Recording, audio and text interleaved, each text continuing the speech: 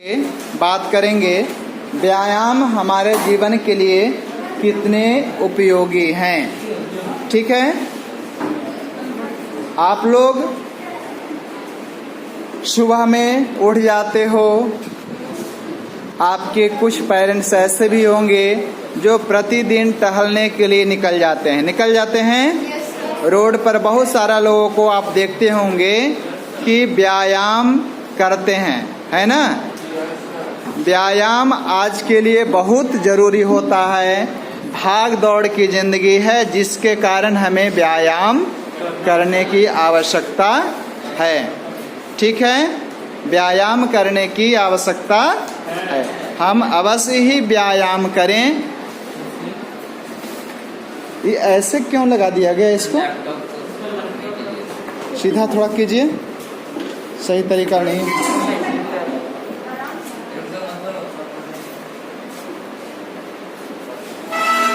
उसके दिखाने की आवश्यकता नहीं है। ठीक है,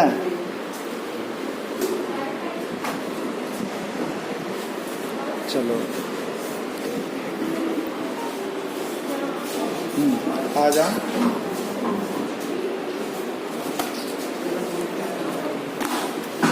लीजिए, मेरे तरफ कर दीजिए। तो स्टूडेंट्स, व्यायाम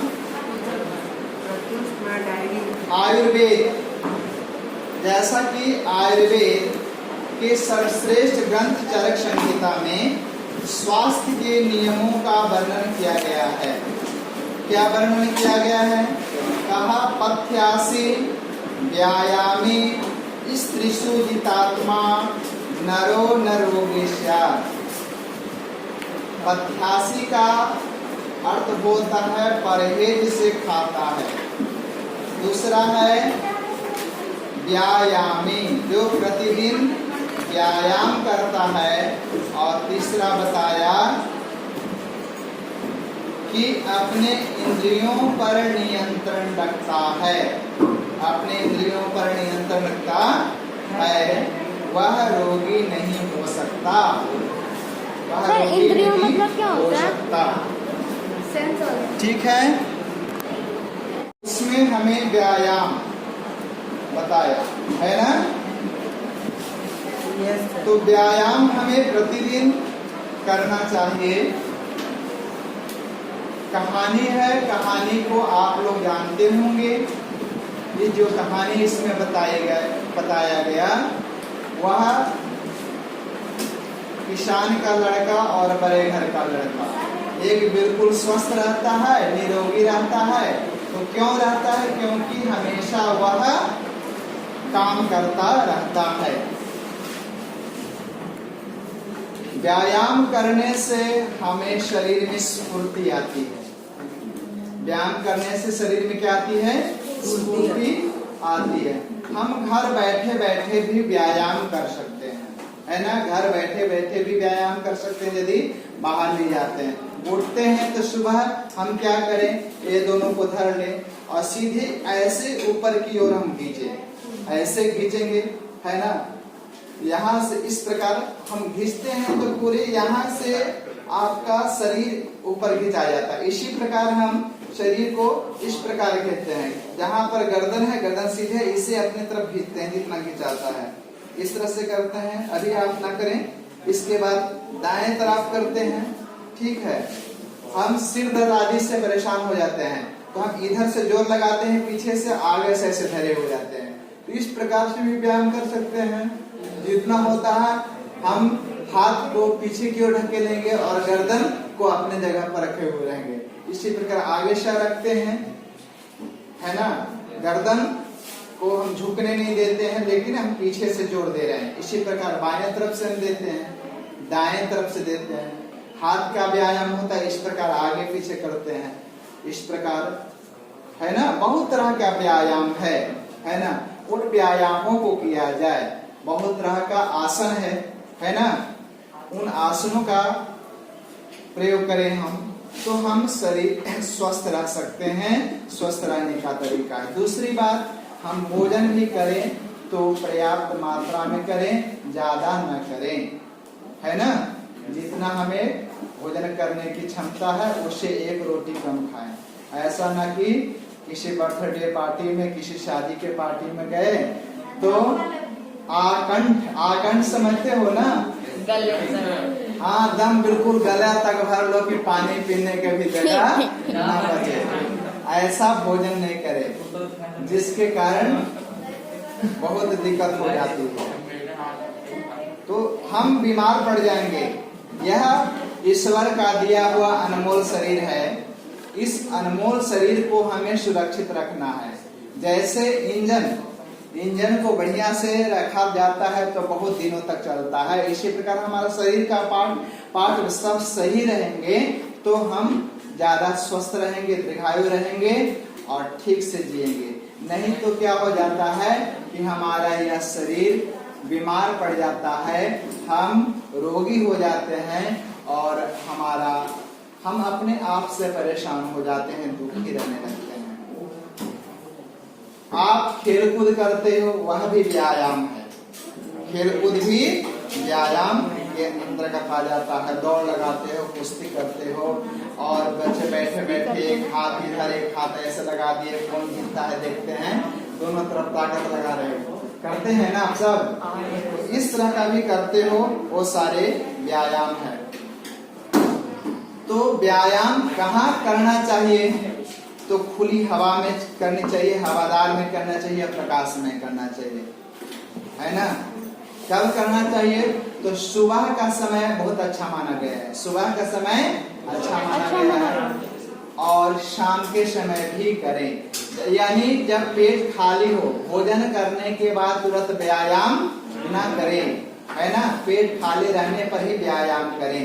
और ऐसे कुछ आसन हैं जो उस आसन से भी हम क्या करते हैं, आप लेने लगे हैं फिर दोबारा, तो इस तरह से आसन करते हैं। कुछ आसनों का नाम जानते हो? योग आसन है, तो योग आसन में कुछ आसनों का पद्मासन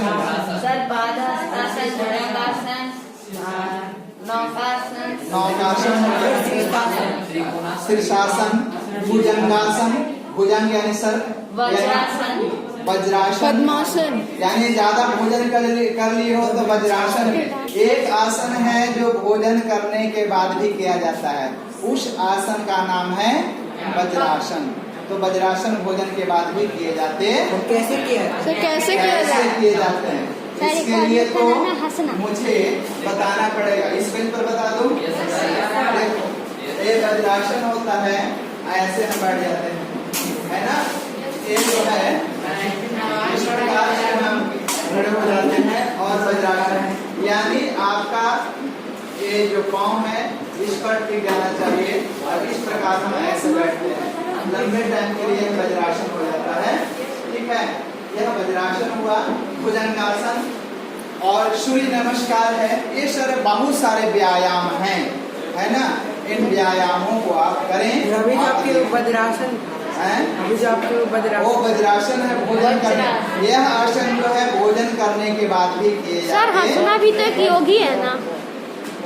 और आप लोग बाबा रामदेव हमेशा बताते हैं, है ना, हमेशा टीवी पर देखते थे बहुत सारा आसन। अब तो पहले यह जो आसन थे, व्यायाम थे, लुप्त होता जा रहा था, लेकिन अब इसको बहुत तेजी से रफ्तार दिया गया और पूरे भारतवर्ष के प्रत्येक कॉलोनी के लोग कोई न कोई तो जरूर करता है। मैं एक दिन से नहीं, सुबह मैं प्रतिदिन 4 से 5 के बीच में जाग जाता हूँ। 5 बजे तक कोशिश रहता है कि हम घर से बाहर निकल जाएं और रोज प्रतिदिन 1 घंटा घूमता हूँ। कितने समय घूमता हूँ? 1 घंटा घूमने का मतलब है 6 किलोमीटर के आसपास मैं घूम लेता हूँ। मतलब मेरा 3 किलोमीटर मैं अभी सर आधा ही घंटा 6 किलोमीटर मैं घूम लेता हूँ प्रत्येक दिन। ऐसे कुछ दिन कभी कभी विशेष कारण रहे ना घूमे अलग बात है, लेकिन 360 दिन में मैं समझता हूँ 300 दिन तो जरूर घूमता हूँ। सर 2 महीना बच जाता है। हाँ, मैं एक अंदाज में बता दिया, एक गैप होता नहीं है, लेकिन संयोग ऐसा कहो कभी कभी समय बिजी रहने के कारण नहीं हो पाता हूँ। तो स्टूडेंट्स, हमें व्यायाम करना चाहिए और कहता है व्यायाम भोजन के बाद तुरंत नहीं करें। पीछे दोनों स्टूडेंट्स से अच्छी तरह बात कर लेते हैं। भूख लगने पर भी व्यायाम मत करो। व्यायाम करने के बाद पसीना तत्काल पोष डालना चाहिए। व्यायाम अपनी शक्ति के अनुसार करनी चाहिए, जितनी क्षमता होनी चाहिए। बैठे बैठे बुजुर्ग लोग वैसा व्यायाम नहीं कर सकते हैं, अनुलोम विलोम करते हैं। सांस को एक नाक का छिद्र बंद करके एक नाक के छिद्र से सांस लेते हैं, फिर बंद करते हैं दूसरे छिद्र को, फिर जो बंद किए से छोड़ते हैं। इसको अनुलोम विलोम कहते हैं। क्या बोलते हैं? अनुलोम विलोम, भस्त्रिका प्राणायाम आदि करते हैं। ठीक है। बालकों लड़कों के लिए कहता है यदि आप कोई खेल खेलते हो, पसीना बह जाता है तो वह भी व्यायाम हो जाता है। पहले कबड्डी लोग खेला करते थे, अभी भी होती है कबड्डी। ये कोई खेलता ही नहीं है, सब बोलता है चोट लग जाएगा। हाँ, कबड्डी खेलने वाले भी जिसका पैर पकड़ा जाता है अच्छी तरह से, वह भाग नहीं पाएगा, है ना?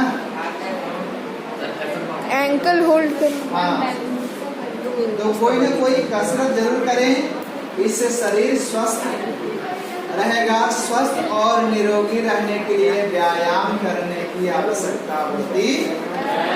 व्यायाम हमें करना चाहिए, खेलना चाहिए, कूदना चाहिए, है ना? और स्वामी विवेकानंद ने कहा कि भाई आपको स्वस्थ रहना है तो खेल के मैदान में जाना होगा। और पहले की कहावत है कि खेलोगे कूदोगे तो होंगे खराब, और पढ़ोगे लिखोगे तो बनोगे नवाब। लेकिन आज ये बात नहीं है। खेलने कूदने वाले भी नवाब हो रहे हैं। स्वस्थ रहेंगे तभी तो पढ़ पाएंगे। स्वस्थ मन में आपस में डिस्कस भी नहीं, स्वस्थ मन में ही, स्वस्थ शरीर में स्वस्थ मन का वास होता है। बातें समझ में आती है। आपका मन खिन्न रहेगा तो आप नहीं पढ़ पाओगे। चलिए स्टूडेंट्स, व्यायाम की महत्ता आपको बताया। तो यहाँ पर क्वेश्चन है, क्वेश्चन का जवाब आप दोगे। चरक संहिता में स्वस्थ रहने के लिए कौन सी 3 बातें बताई गई है? आइए यहाँ से बता दो। चरक संहिता में स्वस्थ रहने के लिए कौन सी 3 बातें बताई गई है? जो परहेज से खाता है ऐसी वस्तुएं नहीं खाता है। जो परहेज से खाता है ऐसी वस्तुएं नहीं खाता है जो स्वास्थ्य के लिए हानिकारक है। जो प्रतिदिन उचित व्यायाम करते हैं। जो स्त्री जो तो पुरुष के विषय में, पुरुष जो स्त्री के विषय में संबंध में अपने आप को वश में रखता है, ऐसा ही व्यक्ति रोगी नहीं। बहुत अच्छा। एक दिन का कथन है। चरक कौन थे? आयुर्वेद का ज्ञाता थे। चरक संहिता नामक पुस्तक भी लिखे हैं। ठीक से बैठो। अब चलिए स्टूडेंट्स अगले क्वेश्चन की ओर। व्यायाम करने का उचित समय कौन है? आइए, व्यायाम करने का उचित समय क्या है? व्यायाम करने का उचित समय प्रातः काल और सायं काल, है ना? सर दोनों लिखना पड़ेगा। अच्छे स्वास्थ्य के लिए व्यायाम अपेक्षित है। इस विषय पर संक्षेप में अपने विचार प्रकट करने हैं। अच्छे स्वास्थ्य के लिए व्यायाम अपेक्षित है। इस विषय पर अपना विषय प्रकट करना है। बोलोगी? चलो तुम आ जाओ। तानवी। हाँ। व्यायाम स्वास्थ्य के लिए अनिवार्य है। नित्य प्रति व्यायाम करने से शरीर सुडौल बन जाता है। देह स्फूर्ति से भर जाता है और काम करने का मन करता है। व्यायाम न करने से शरीर दुर्बल बन जाता है। पढ़ाई के साथ खेलना भी आवश्यक है। जो बच्चे पढ़ाई के बाद व्यायाम नहीं करते वे बहुत जल्दी रोगी हो जाते हैं। व्यायाम से शरीर के अंग मजबूत हो जाते हैं, भोजन ठीक ढंग से पच जाता है और काम करने में मन लगता है। स्वास्थ्य की अमूल्य धन है, इसलिए अच्छे स्वास्थ्य के लिए व्यायाम अपेक्षित है। बहुत अच्छा। तो स्वस्थ मजबूत रहना है तो व्यायाम करने का उचित समय प्रातः व्यायाम किसे कहते हैं? व्यायाम किसे कहते हैं? आ जाओ। व्यायाम किसे कहते हैं? व्यायाम उसे कहते हैं जिससे शरीर के अंगों में गति आता है। जोर से बोलो। व्यायाम उसे कहते हैं जिससे शरीर के अंगों में गति पैदा हो, खून का दौरा बढ़े।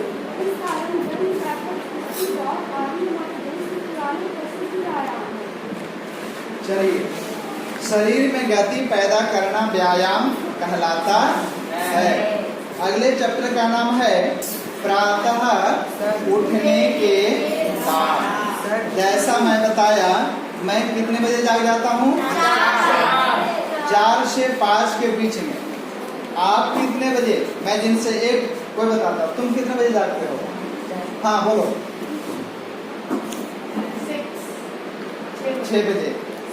4 से 5 के बीच में जागने वाले स्टूडेंट्स हाथ खड़ा करें।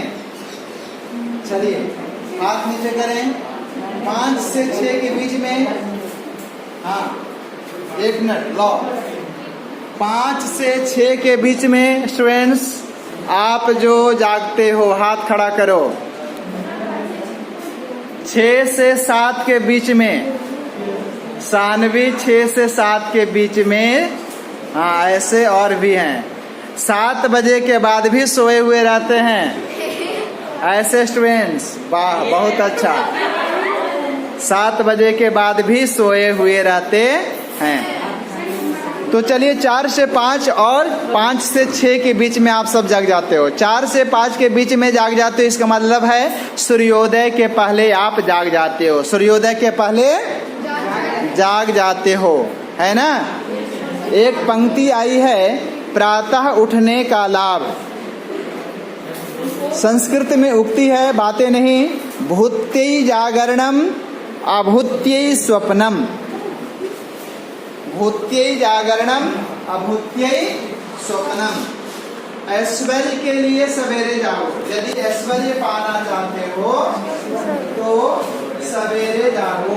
भूत्यै जागरणम, है ना। अभूत्यै स्वप्नम। ये 2 पंक्ति है। सर स्वप्नम मतलब तो नहीं मानोगे? शांत रहिए। बुद्धि जागरणम अबुद्धि स्वप्नम।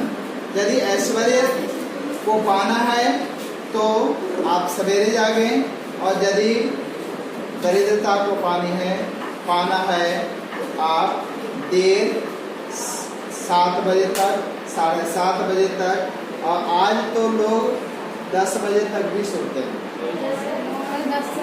सर मेरे गांव में सब 12 बजे सोते हैं। स्वास्थ्य या निरोगता सुखों में सबसे बड़ा सुख होता है। पीछे से खड़े हो जाओ। कोने में जो स्टूडेंट्स हैं वो खड़ा हो जाए।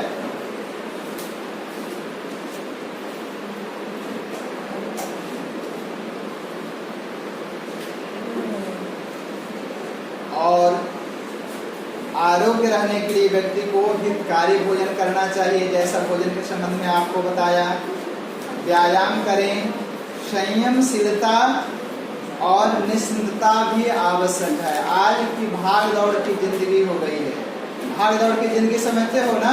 Yes sir. हाँ, बहुत सारे लोग ऐसे हैं कि थोड़ा सा भी टाइम परिवार अपने बच्चों के लिए नहीं निकाल पाते हैं।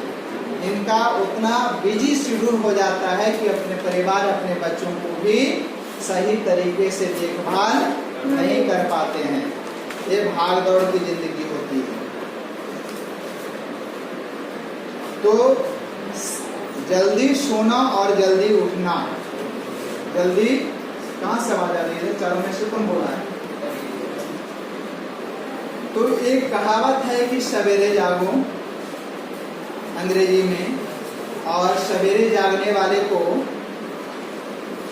सवेरे सोना और सवेरे सोना यानी जल्दी सो जाना और जल्दी उठना मनुष्य को स्वस्थ, संपन्न और बुद्धिमान बनाता है। क्या बनाता है? व्यक्ति स्वस्थ रहता है, संपन्न रहता है और बुद्धिमान होता है। सर जल्दी सोने का टाइम कितने बजे? सर 8 बजे। जल्दी सोने का टाइम 10 बजे। इतना हो कि आपकी नींद पूरी हो जाए, है ना? 10 बजे ठीक है, 10 बजे ठीक है।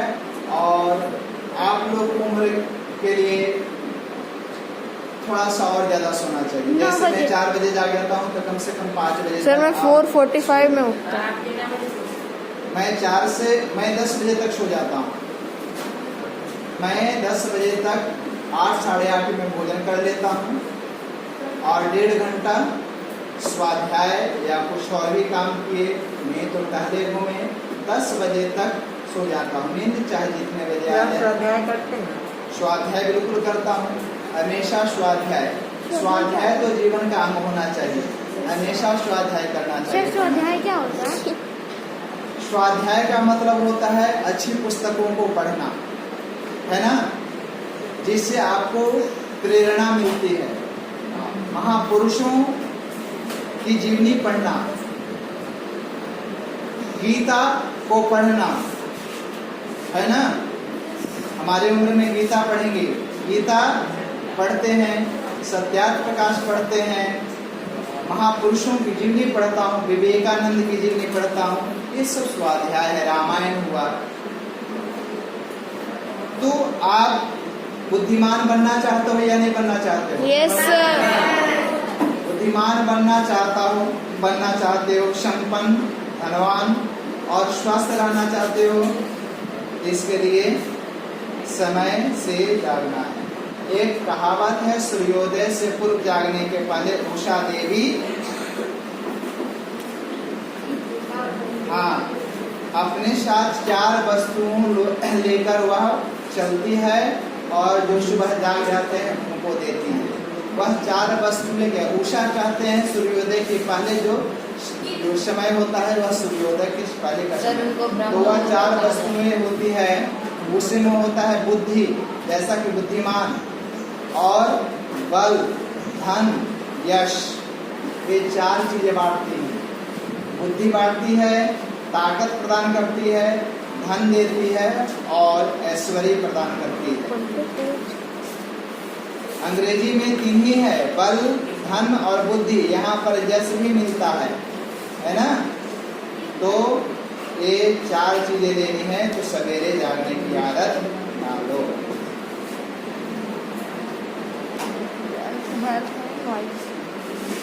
अभी हम भगवान श्री कृष्ण का जयंती मनाए हैं। Yes sir. जयंती मनाए हैं, जन्माष्टमी। Yes sir. और उनके जन्मे हुए कितने दिन हो गए? सर बांट लें। अभी यदि जन्म जयंती मनाई गई है, जयंती किस तारीख को मनाई गई थी? आज क्या तारीख है? 30, 31। आज 6 दिन हुआ। आज भगवान श्री कृष्ण का छठी है। छठी समझते हो ना? Yes sir. हाँ, छठी भी मनाई जाती है ना। तो छठी भी मनाई जा रही है। और श्री कृष्ण के जीवनी के बारे में, श्री कृष्ण के जीवन के बारे में संदेश हमारे कहे कि श्री कृष्ण जैसा, यदि हम श्री कृष्ण की जीवनी बनाते हैं तो श्री कृष्ण के जीवन से हमें सीख लें।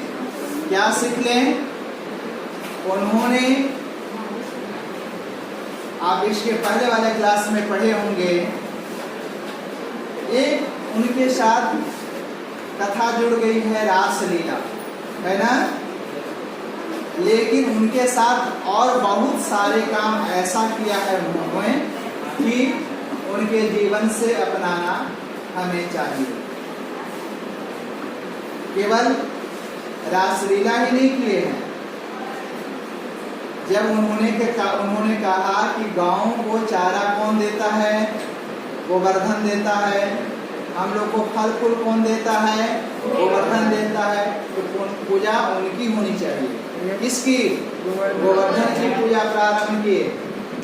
और हम लोग सेवा करते हैं तो सारा मक्खन और घी और दही मथुरा में नहीं जाना चाहिए, हम लोग खाएंगे, रोक लगा दिया है ना। और कंस जैसे आतताई जो अपने पिता को ही जेल में बंद कर दिया था, कंस के आतंक से मथुरा को मुक्त किया। इधर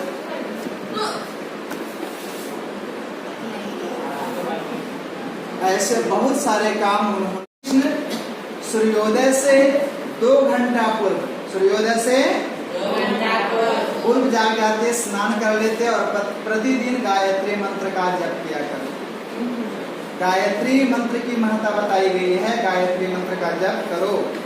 जैसा कि आप पढ़े होंगे कि गायत्री मंत्र जप करने से बुद्धि बल तेज होता है, संपन्न होता है। आगे वाला भी लड़का वो खड़े हो जाएगा, तुम्हारी संभालना है।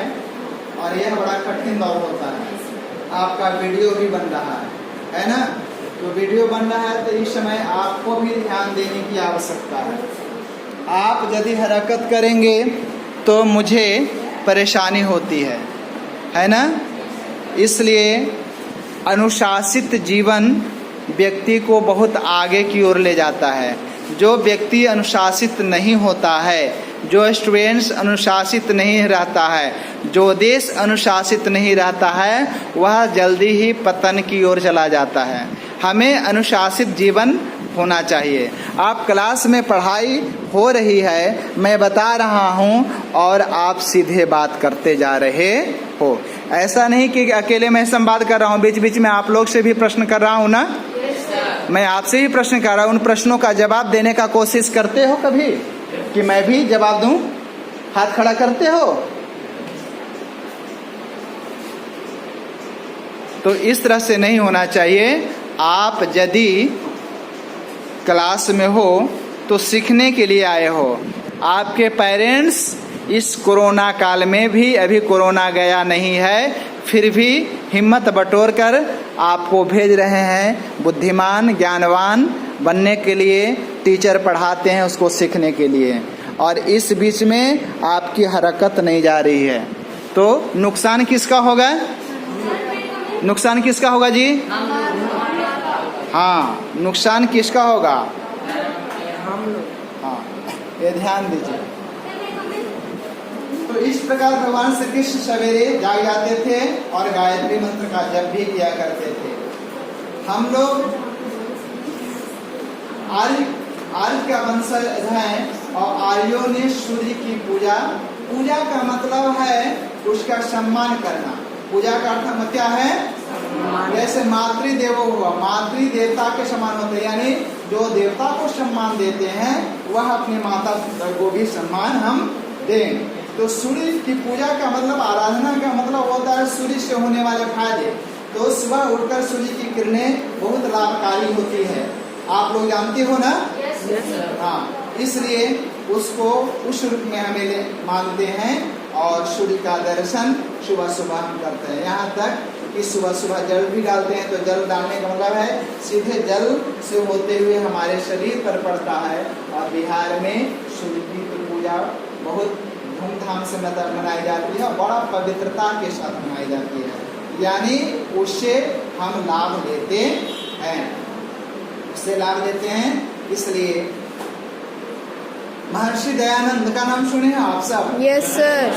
महर्षि दयानंद भी 2 घंटे पहले जाग जाते थे, सूर्योदय से 2 घंटे पहले, और टहलने के लिए निकल जाते थे। बीच में दौड़ भी लगाते थे। क्या करते थे? दौड़ भी लगाते थे। पसीने से तरबतर हो जाते थे। उस समय देखा करते थे, जिस समय दयानंद का जीवन काल था, वह उस समय हमारा देश आजाद नहीं था, हमारा देश स्वतंत्र था। उस समय ब्रिटिश लोग यानी अंग्रेज लोग सुबह घूमते हुए देखे जाते थे, लेकिन कुछ दिनों से उन्होंने अनुभव किया कि अब भी वो घूमना धीरे धीरे बंद कर दिए। उन्होंने कहा, अपना अनुभव बताया, अब मैं समझ गया कि अंग्रेजों का पतन का दिन आ गया है, क्योंकि जो सवेरे नहीं जाएगा वह निश्चित उसका पतन होना ही होना है। ऐसा उनकी भविष्यवाणी हुई और भविष्यवाणी सत्य निकली। तो इस प्रकार बताया गया, सवेरे में जागना चाहिए, सूर्योदय से पहले व्यायाम करना चाहिए। ये 2 पाठ आप लोगों ने पढ़ा और 1:40 हो चुका है स्टूडेंट्स, है ना? जितना संभव है उतना अब जल्दी में 4 क्वेश्चन का जवाब जल्दी देना चाहते हो तो दे सकते हो। जल्दी सोने और जल्दी उठने के बारे में अंग्रेजी कहावत से हमें क्या शिक्षा मिलती है? सर होमवर्क क्या है? चैप्टर कौन सा है? 5 और 6 बताओ। जल्दी सोने और जल्दी उठने के बारे में अंग्रेजी कहावत से हमें यह शिक्षा मिलती है कि हम स्वस्थ, संपन्न और बुद्धिमान बनें। अगला क्वेश्चन है, भगवान कृष्ण किस समय उठते थे और उठकर क्या करते थे? आप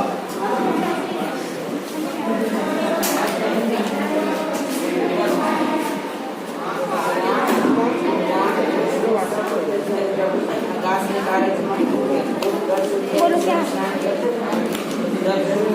मेरा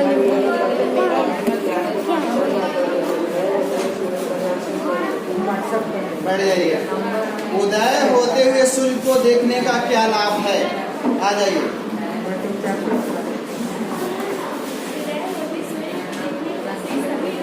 कीटाणु नष्ट हो जाता है, स्वास्थ्य अच्छा रहता है, आंखों में हमेशा झुर्री बनी रहती है तथा शरीर और मन दोनों सुस्त और शक्ति से भरा रहता है।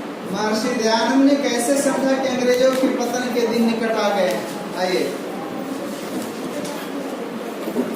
जब महर्षि दयानंद प्रतिदिन सुबह सूर्योदय के 2 घंटे पूर्व उठते थे, उठकर नगर से बाहर निकल दौड़ना आरंभ कर देते थे। उन्हें प्रातः पहले कुछ अंग्रेज दिखाई पड़ते थे, परंतु कुछ दिनों के बाद वे दिखाई देने बंद हो गए। इसलिए महर्षि दयानंद समझ गए कि अंग्रेजों से बचने की जरूरत है। चलिए स्टूडेंट्स, सर